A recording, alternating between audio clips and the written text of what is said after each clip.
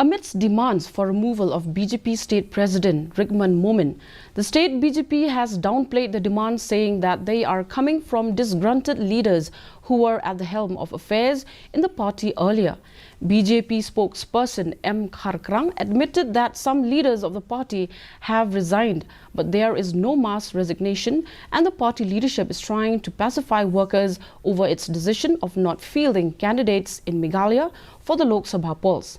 Stating that the party is intact, Kharkrang said that Prime Minister Narendra Modi himself had announced that 100 seats would be left for the NDA partners.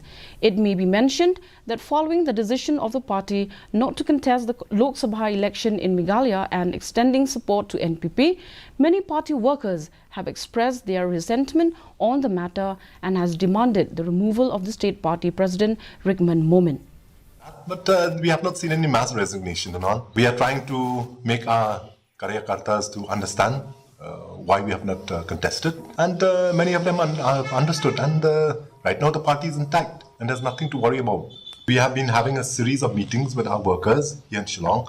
And subsequently the president will be moving up to Garo Hills also to try to make people understand. In fact, he's been communicating with them almost every hour, the workers then in Garo Hills. But right now he has to be here in Shillong, so that's why he's been meeting a lot of people here at Shillong. Whatever said and done, from our side, the leaders, whoever we are here, we have been trying to speak to our people, our followers, and many of them have understood. And we have told them that it's not that we didn't want to contest. Basically, it was our Prime Minister Ji declared that 100 seats will be given to the alliance partners. And here we are supporting a partner of the alliance.